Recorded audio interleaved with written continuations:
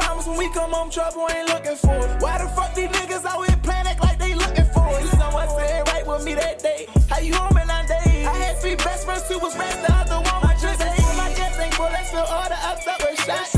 Anything we wanted, we got it straight up the block. Look, all I'm saying is, shouts out to the YouTube channel Immortal Razor. He makes gaming videos, gaming content, right? And some of the games that he be playing, Dead by Daylight, Five Nights at Freddy's, that's my Mortal Kombat 11. That's also my Blair Witch. And the reason I love your channel is because you're funny, right? I can hear you good, right? And I love the games that you be playing, and you're consistent. And I went to your About page, and you have some like inspirations, and some of those inspirations from other YouTubers. One of them is Dashy. Dashy Games is my man. And I can see the inspiration too, so that's dope. You're hilarious. I love the games that you play. I'm glad you're consistent, right? And also, he's on the road of redemption, because I'm guessing his main channel back in the day, back in, I think, 2019, it got hacked. So if y'all can please go over to his channel, show mad love, go support him, go subscribe. I promise you, you will not be disappointed. He makes great, great content. And hopefully one day we can play together, because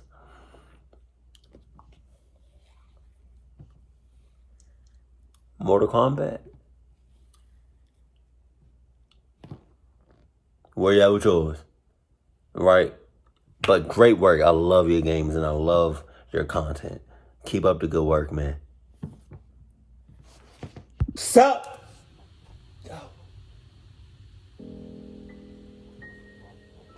Y'all remember that thing Omegle?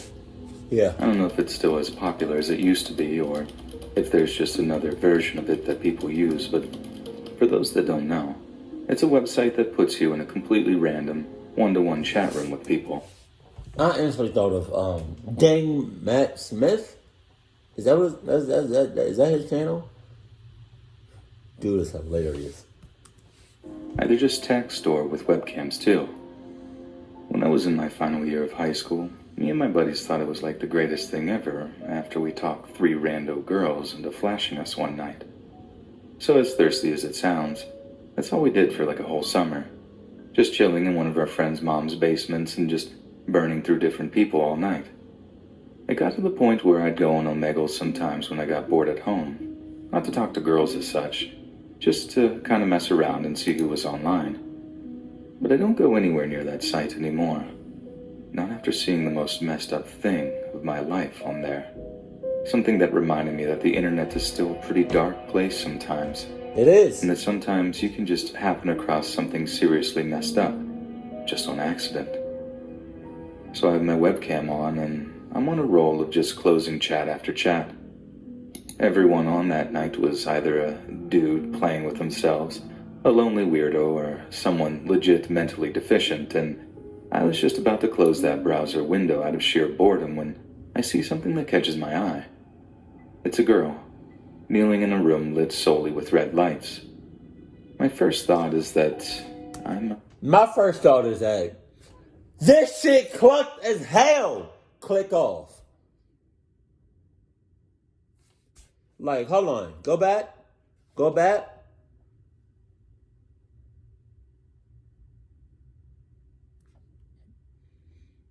You look at this, right?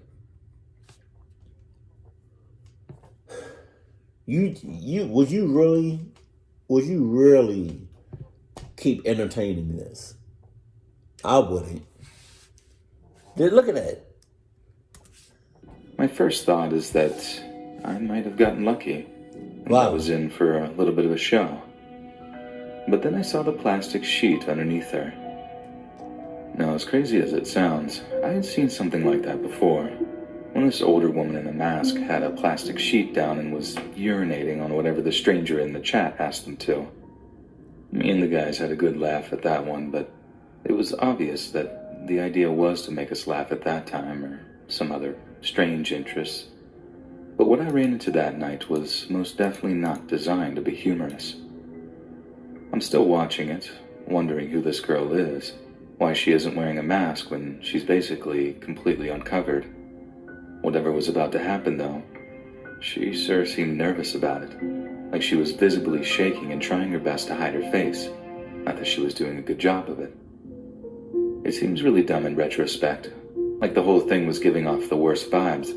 Oh. But my dumb horny brain has me still thinking that this is some kind of weird fetish, and for some reason, when this masked dude appears on screen, that just cemented it for me.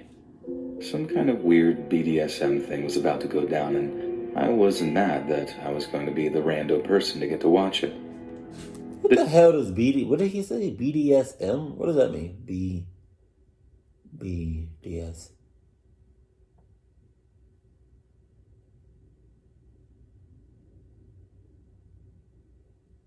I don't know what I mean. Walks up to the girl and puts a black bag over her head. She squirms a little, but other than that, I think she's still just nervous. Or maybe she was acting like that as a show for the audience. I mean, heck, maybe the dude liked her to act like that. Who knows? People are weird. The dude then disappears from view before reappearing with a cordless drill. He makes a show of this, having a finger on the tip of the drill like a magician would all. This is a real blade type thing. Then walks around the back of the girl and grabs her by the head. Only then do I start to realize that this isn't quite what I thought it was, and that maybe, just maybe, I should close the freaking chat before I see something I end up regretting. But there was something about the whole scene, something about the way the guy was acting and how the girl didn't try to run away. It seemed like a setup, like it was designed to freak someone out. Even the red lights were sus. Like, I remember reading about how old Italian horror movies would tactically use red lights on set to disguise how terrible their fake blood looked. Something about it meant I couldn't look away. So, I was watching as this hulking, bare-chested dude grabs the girl by the head. She's tiny too, and the size difference means his hand is basically wrapped around her entire skull. He then fires the drill up twice to ensure it's working properly. And that's when the girl really starts to panic. It was also, coincidentally, the moment I started to panic too. Either this girl was doing a very good physical acting job, or her fear was real. And if her fear was real, it meant the whole thing was real too. She starts flailing and struggling so hard that the monster holding her had to lock a knee into the small of her back to keep her still. The way they fell, you could basically only see her head and her legs kicking behind them both. Like I said, I was almost certain the whole thing was fake, but the part that made me really doubt that was what happened to the girl's legs when the guy started to push the whirring, spinning drill into the back of her head. First of all, there was the noise. It was absolutely stomach-churning. The sound of what could easily have been metal on bone just grinding against each other. But that could be faked, right? And there was this horrible mix of screaming and the drill's motor whirring, and the girl grunting as the pain started to hit. But again, could all be acting at the end of the day. What I'm almost certain you can't fake is the way this girl's legs started to spasm when the guy pinning her down started to really push that drill into her brain. They moved in a way that I don't think I've ever seen before, almost like people act in cartoons when they're being electrocuted. I got this sick feeling in my stomach, and I immediately closed the chat window before I saw anything else.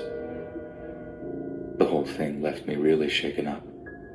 Everyone I've explained what I saw to says they think it was faked too. But then again, I'm almost certain that's because I feed them so much info on how it could have been fake, and not really on all the reasons why I think it could have been real. I think I actually just want people to tell me that. Tell me, stop freaking out.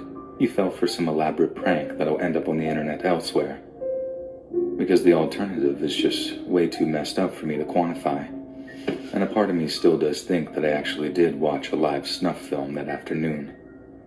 I want to tell you guys that I later heard the cops found a body with a drill hole in the back of the head, or even that I read somewhere that it was just a prank, or even a weird kind of viral marketing campaign or something. But the truth of the matter is, I just don't know. I never heard anyone else talk about the kind of thing I saw on Omegle that day, and I didn't ever go on that site again, so I didn't give myself a chance to catch a repeat performance, so to speak. I just try and tell myself that what I saw wasn't real, and that it was just an elaborate show to scare random internet strangers. That's what keeps the darker thoughts at bay when I'm reminded of it. And that's what helps me get to sleep at night.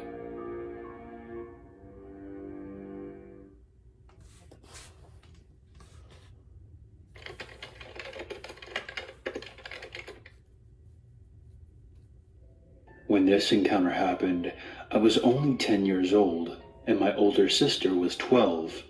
Our father passed away when we were very young, and to this day, our mother never remarried.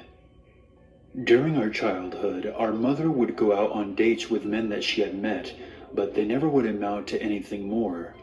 One Friday night, she went out and left us at home. She would always leave right after we went to sleep. The door stayed locked, but this time I guess it just slipped her mind on the way out. Anyways, the living room connected to the hall that the bedrooms were on. My room was the second bedroom down the hall, with my sister's being the third. In the middle of the night, I woke up to the sound of the door opening. I figured it was my mom coming in from her date, so I rolled back over and tried to go back to sleep. A few minutes later, I hear the door shut again. And a few seconds after that, my sister comes into my room terrified. She told me that when she woke up, she saw a man standing in the doorway, staring at her. He was wearing a long black trench coat. He never said anything, and when he realized that she was staring back at him, he turned and walked out. I grabbed my baseball bat from my closet and crept out into the living room. Oh. The door was wide open. Hell no. Hell no. No. I'm staying in that room for at least a couple of years. By this time, my sister had called my mom, and she had called the police. When the police arrived, they searched for fingerprints but found nothing. The scariest thing was that nothing was taken from the house. He came in, but didn't take anything. We stayed with our grandmother that night, and the following night. The next day, the police returned to look for more evidence. My mother did notice that one of our chairs was missing from the back patio. It was found in the woods behind our house, on the top of a little hill. This man had taken our chair, sat up there, and watched us. How long had he been doing that? Apparently, there had been 2 other similar break-ins in the neighborhood. He would come in and not take anything, and all the people were single mothers. What would have happened to my mom if she had been home that night? A few weeks later, this hermit guy that lived down the road was found dead from an overdose. I don't know why, but my mom seemed to think that he was the one that was watching us.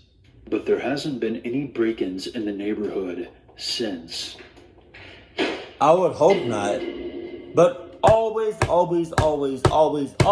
double check, triple check, quadruple check, single check, Adidas check your locks before you leave the house. Or anywhere for that matter. Just because you close the door or you close something doesn't necessarily mean it's closed all the way. Just because you lock something, lock it again and again and again. Yo, this first story on the Omegle, is that how you say it? What would y'all do in that situation? Like, would you think it was real, or would you think it was all an act? And at what point though? Like, at what point would you think it was taking a turn for the worse? I think for me, it would have taken a turn for the worse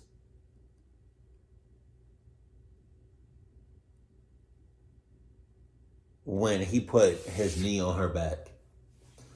Because he is a lot bigger and stronger and taller than the girl. And if you putting your knee on somebody's back, especially if they're smaller than you, it's raps. I think at that point I would have been like, okay, this shit just got real. But that was crazy as hell.